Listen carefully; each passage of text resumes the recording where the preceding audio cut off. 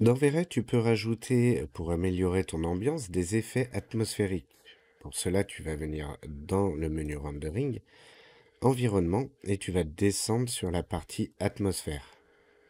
Tu cliques alors sur Add pour voir la liste des effets liés à V-Ray, qui vont te permettre de créer du feu ou des explosions, du brouillard ou encore des effets volumétriques, du brouillard d'environnement, ou le V-Ray Aerial Perspective qui va te permettre de créer l'effet de cassure de contraste lorsque tu prends un paysage en prise de vue. C'est-à-dire que les objets qui sont très très loin sont moins contrastés que les objets proches de la caméra. Alors je vais te montrer principalement le Fire Effect et le V-Ray Aerial Perspective.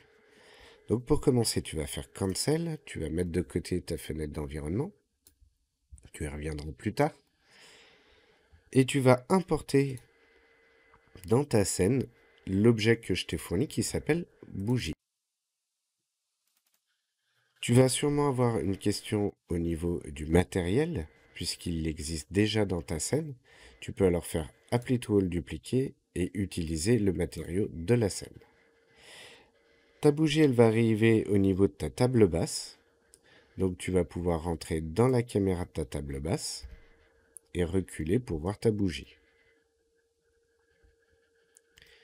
Pour mettre un effet sur une zone, comme une bougie ici, où ça ne doit pas empiéter sur le reste, tu vas en fait utiliser un gizmo. Pour cela, tu vas rentrer dans l'onglet Create, dans la partie Helper, et tu rentres dans la liste du menu déroulant pour prendre Atmosphérique Apparatus. Tu vas donc prendre un gizmo qui se rapproche de la forme que tu veux. Ici, je vais prendre une sphère. Lorsque tu la crées ici, elle se place un peu au fond de ta scène, mais tu vas tout de suite l'aligner avec ta bougie. Puis rentrer dans l'onglet des modificateurs pour réduire son rayon à 4 cm. Tu peux remodifier la forme de ton gizmo en lui appliquant une transformation de mise à l'échelle sur différents axes. Par exemple, ici, je vais réduire de 50% l'axe des X et de 50% l'axe des Y. Comme ça, je lui donne une forme un peu oblongue de flamme. N'hésite pas à la replacer un peu plus haut pour voir l'effet et tu la déplaceras à la fin pour bien la mettre au bout de ta petite mèche là. Pour mettre l'effet sur ce gizmo, soit tu pourrais venir dans la fenêtre d'environnement, prendre ton effet et après lui attribuer ce gizmo, ou alors, pour éviter cette étape, tu rentres dans le modificateur donc de ta sphère, que je vais rappeler d'ailleurs feu, et dans la partie atmosphère effect, tu cliques sur Add et tu donnes l'effet de feu. D'ailleurs, tu peux constater qu'il y a d'autres effets que tu pourrais lui attribuer. Pour voir les réglages de ton feu, tu es dans ta fenêtre d'environnement effet, tu sélectionnes ton Fire Effect et tu descends pour trouver tous les réglages. Tu peux constater d'ailleurs qu'il existe déjà dans la partie gizmo l'attribut feu, donc vraiment ce gizmo-là. Tu pourras aussi changer les couleurs du dégradé qui crée ton feu, travailler sur sa forme ou encore ses caractéristiques. Pour bien le constater, tu vas ouvrir ton VRFrame Buffer et lancer un rendu en interactif. Alors ici, tu vas juste lancer un petit rendu pour voir où est ta bougie et tu vas arrêter ton rendu et créer un rendu de zone afin de ne pas tout rendre à chaque fois. Alors bien que j'ai masqué mes VRFR pour accélérer mon rendu, il y a toujours des lumières à calculer, donc la première partie est un peu longue. Alors ici, tu vois un petit effet de mon feu qui est très très léger pour le moment. Je vais tout de suite refaire un rendu de zone, voilà. Et tu vas travailler donc dans ta partie environnement en commençant par la densité, puisque la densité va régler en fait l'intensité de ton feu. Là, comme c'est très léger, tu peux le monter à 100, 150, voire directement autour de 300. Tu peux constater que ta flamme est beaucoup plus visible. Tu vas donc jouer entre la forme et les caractéristiques pour vraiment créer ta flamme. Par exemple, si tu descends la taille, tu vas voir que les variations de couleurs se font moindres. En fait, il unifie un peu les effets. Alors c'est surtout que quand tu bouges, tu vas voir que ton jaune, par exemple, va bouger sur ta flamme. Ici, à 0,5, il est plutôt vers le haut. Moi, je le voudrais vers le bas. Donc je vais descendre à 0,3 par exemple. 0,2 c'est trop bas, il commence à perdre de l'intensité et on a une irrégularité un peu bizarre ici. Alors justement, tu pourrais ensuite jouer avec la régularité. Si tu mets 1, tu vas voir que ça prend globalement la forme de ton gizmo. Quand tu vas diminuer, en fait, il va rajouter de l'irrégularité, surtout sur les bords. Donc par exemple, si tu passes à 0,5 ici ou à 0,2, tu vas avoir quelque chose d'un peu plus petit et éventuellement légèrement plus irrégulier. Donc je vais passer carrément à 0,2. Je pourrais même passer encore plus bas, mais j'y reviendrai par la suite. La taille. La taille, en fait, c'est vraiment la taille de ta flamme.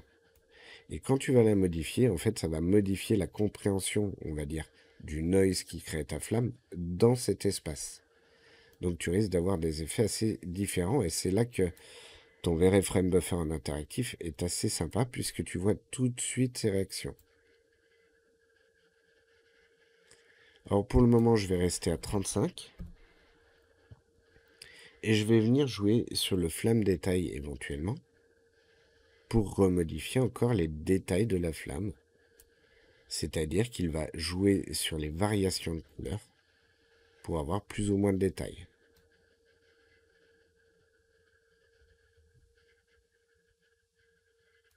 Donc au niveau du flamme détail, je vais rester à 3. Je vais augmenter un peu la qualité de ma flamme en mettant 25. Pour l'intensité, je vais même monter éventuellement un peu plus haut. On va essayer à 600, tiens. Voilà. Et je vais réduire un peu, en fait, l'étirement. Je vais essayer de voir à 0,2 ce que cela donne. Moi, je préférais à 0,3. On va rester à 0,3. Et si je diminue un peu le flame size pour voir... Oh, hop, on va mettre à 20 pour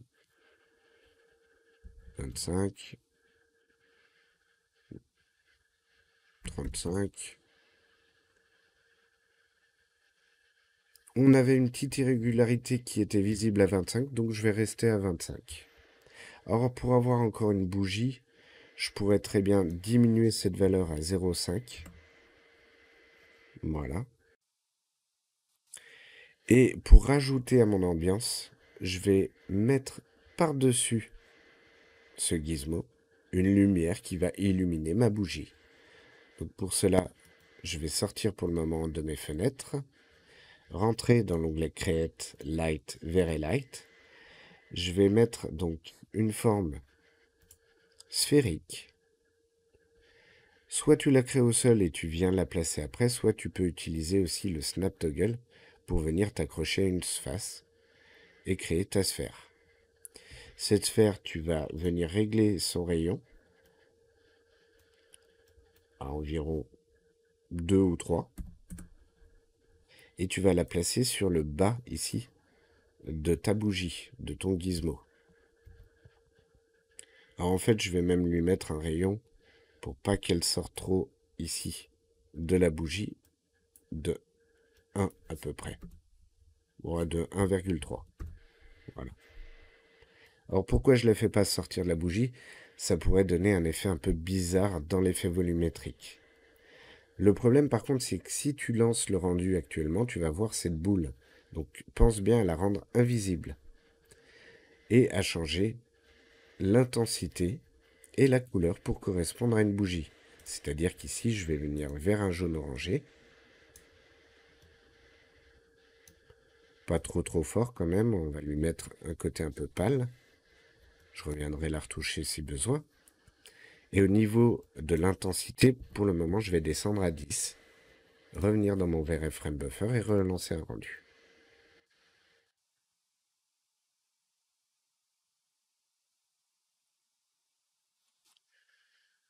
Donc à la suite de cette lumière, si ce n'est pas encore assez bon pour l'ambiance, tu pourras venir éventuellement augmenter l'intensité de ta flamme en jouant sur la densité. Donc là, on n'est pas trop mal. Je vais juste vérifier le placement de ma bougie. J'ai l'impression qu'il n'est pas tout à fait au bon endroit. Hop, voilà. Revenir dans ma caméra. Et c'est beaucoup mieux au niveau de l'emplacement. Je vais donc rentrer pour terminer dans mon effet. Dans le menu environnement, bien sûr, je sélectionne mon Fire Effect. Et je vais voir si en augmentant par exemple à 1000 la densité, bon, on n'est pas beaucoup mieux. Ça rend même un peu trop pâle. Donc le mieux, c'était vers 600, on était très bien. Éventuellement, donc tu pourrais venir changer les couleurs suivant l'ambiance que tu souhaites. Alors attention, une flamme, il faut que ce soit quand même un peu pâle, pas trop vif. Voilà. Une fois que tu as créé ta flamme, tu peux éventuellement replacer le gizmo, c'est-à-dire qu'ici je vais le descendre.